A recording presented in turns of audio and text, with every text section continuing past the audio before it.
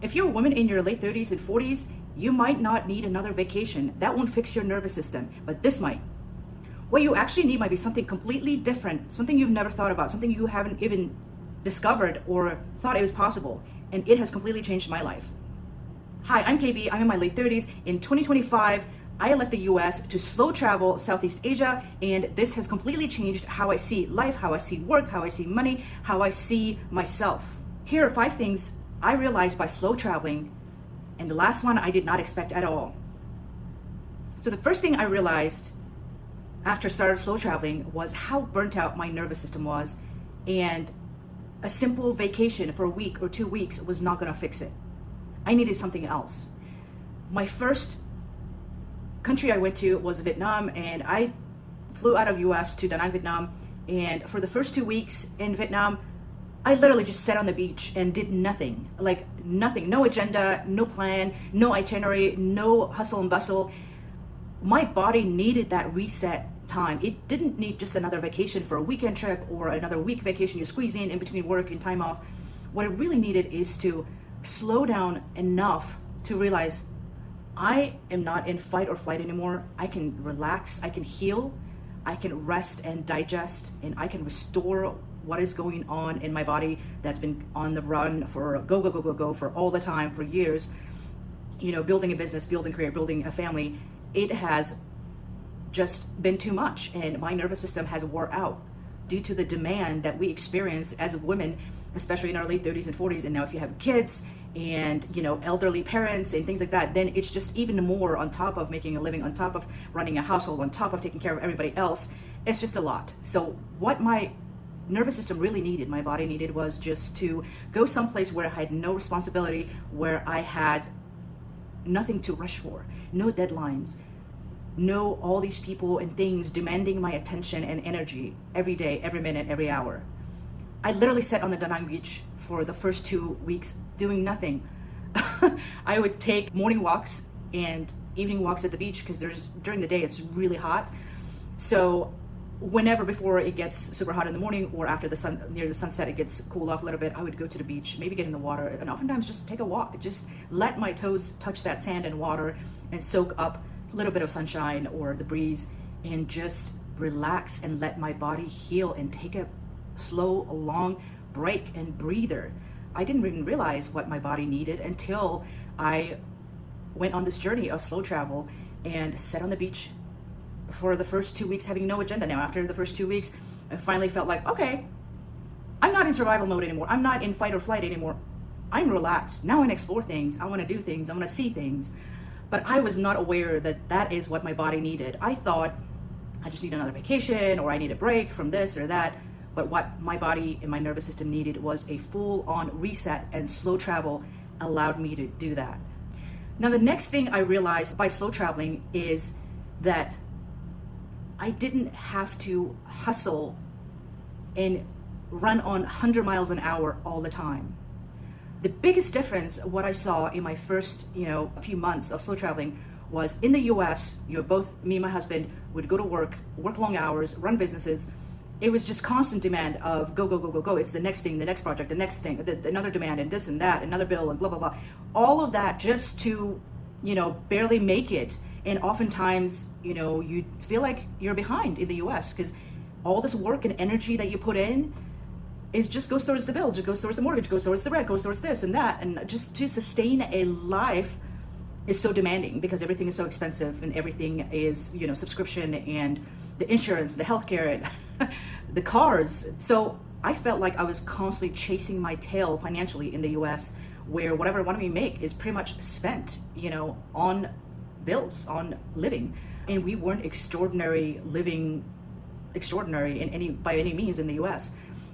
Now, when we started slow traveling, especially through Southeast Asia, where everything is so affordable, and the first month or two really shocked me because once we did the numbers of how much we spent, it was like, $2,000 for both of us, eating out every single day, sometimes multiple times a day, living 5 minutes from the beach, going on trips, sightseeing, doing things, going to movies, buying, all the popcorns and drinks and everything you want, getting massages every week, all this stuff that we wouldn't be able to do in the US. we could afford that just on $2,000 a month. And that was absolutely shocking. It made me realize I don't have to work as much in other countries if I slow travel through other countries that have lower cost of living than just be hustling all the time in the US, working crazy hours under extreme amount of stress just to pay bills, just to barely make it. And that was like eye-opening. I realized, oh, there's other possibilities out there. I don't have to put my body through, my nervous system through all this stress. I don't have to work this much just to be able to barely make it. There's other places I can go to where I can buy a lot more, especially if I'm making money in a stronger currency like US dollars, and then spend it in other countries where your dollar can buy a lot more and a better quality of life than what you could do in the US. You're working 50 hours a week just to barely pay your bills, where in places like Vietnam, where we're living a really high quality of life, eating out every day, taking cars every day, grab rides, and living by the beach and going out exploring, traveling, all of this.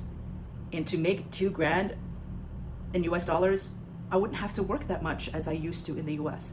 So that opened up a lot of possibilities where I thought, wow, I can just maybe work part-time or get a part-time job, something remote or something like that, where I can still have some kind of source of income, because I'm still young, where I'm not a retirement age and I cannot currently retire right now. So what I can do is just maybe not make as much as I would in the US, but at the same time, what money I make will go so much further than what I could buy in the US in terms of quality of life. So that opened up a whole new possibility that I don't have to stress out about money that much, about finances as much, if I slow travel in more cost-effective countries where they have better quality of life. The third thing I realized through slow traveling was what I was craving in the US, where the feeling of restlessness, where you constantly feel like, oh, I want to try something new, or what you do has gotten into a monotony, where you got into a routine where you just constantly feel like the same thing over and over, mundane. And if you're happy with that, sure, but I was feeling restless. I constantly feel like I want to go travel, I want to do this and that, and I want to, buy a new property or start a new business and blah, blah, blah. And what I was craving was novelty and the awe. And slow traveling provided me that on a budget that is very affordable. So what I felt in the US as, oh, I need another vacation because I need a break from my day-to-day. Or, oh, I want to try this new thing because I'm tired of doing the career I've been doing for so long, or whatever it is, that you're craving, that something novel, something new, something that, the awe and inspiration and wonder that you have gets lost if your routine is constantly same thing over and over. And especially if you feel like you're going nowhere in your life, like in the US, you're just working so much to barely make your bills or barely get, you don't feel like you're getting ahead. It's getting harder and harder to feel like you're on the right track or you're getting ahead. For the most people, if you're making really good career, really good money, then you're sacrificing your relationship or time with your family or something else, or your health, So that's what I realized, is that, even our consumerism of, oh, I'm just scrolling through Amazon, I'm gonna buy this and buy that because it's Amazon Prime, it's gonna be on my doorstep the next day. I didn't have to buy all of that crap. I didn't have to, feel like I need another vacation every few months because I needed a break from the constant stresses of life, the pressure of life.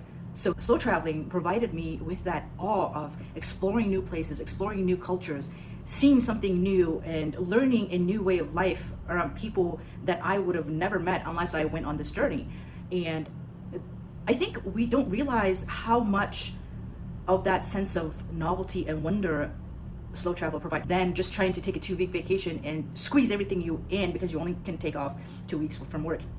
So I know a lot of people, they're not in a career or position where you can just take off months or years at a time and slow travel the world. Maybe if you have remote jobs and you can be location independent, you can do that. That would be an amazing thing if you are a woman in your late 30s and 40s, and if you want to travel, just to take maybe a sabbatical, maybe take a summer off, maybe take a 6 months off from your day-to-day if you can, if you're in a position where you can, and just slow travel in some of these countries just to see what's out there, what's possible. You wouldn't know until you go and find out for yourself. And feel free to watch my other videos about, I've made a lot of content about my experiences in Vietnam, how Vietnam is one of the primary countries where a lot of digital nomads and slow travelers are going to because of all the things that it provides. So that's number 3, is that Slow travel provided me with the awe and the wonder and the novelty of something new, something different, and new culture, new places, new environment, new people. And you don't get a chance to be bored that way, to be honest.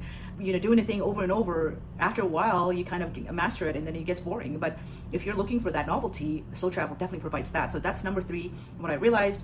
And number 4 was, once I quieted down everything else, like when I started solo traveling, I shut down my business and I paused it.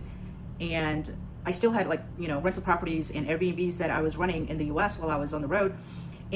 But I significantly quieted down a lot of the noises, the deadlines, the closing the next deal, the emails and texts and phone calls and all the demands that we experience in the US running a business, working a job. All of those quieted down. And then I was able to notice and realize where majority of my source of stress is coming from. And for me, it was coming from my real estate business and the rental properties that we owned in the US. It was, we had a manager, a property manager, but we still get, bills for maintenance and repairs. Oh, this broke and that broke, and we need a new AC at this unit. And the Airbnb guest here is complaining about this and that. And so all of the stress, or I would say 80% of my stress that I was feeling when I was in the US had to do with real estate, because we had a real estate business and owned some properties. We ran Airbnbs and long-term rentals. And those were majority source of my stress. And I could not tell where all my stress was coming from while I was in the US, because I'm just trying to put out fires and I'm gonna go and I'm in the midst of it and constantly just going and trying to get things done. And I could not hear where the source of my stress was coming from until I started slow traveling and quieted down everything else. Then I realized, okay, is this something I want long-term, to be dealing with, properties and stress and deadlines from real estate business and things like that? And the answer was no. I did not want to do this long-term. And that was very shocking for me. I had a feeling, like a gut feeling that, it's not something I wake up and like, oh, I can't wait till I close the next deal, or I can't wait till, I deal with another, pissed off Airbnb guest or a tenant, So it's not like something I was passionate, but, sometimes you have to do things to make a living. And I realized this is something I don't want to do long term. Even if the money could be good, I didn't want this kind of lifestyle where it's constant stress, it's constantly hunting the next deal, it's constantly dealing with another problem, fixing another thing, repairing another thing. And if you have multiple of those, gets really annoying. For me, I realized through slowing down, and I just realized this clarity that this is not what I want. I realized I need to pivot to something else, to figure out something else. So I decided to shut down the real estate business I had and get rid of some of the properties that a lot of the stress was coming from.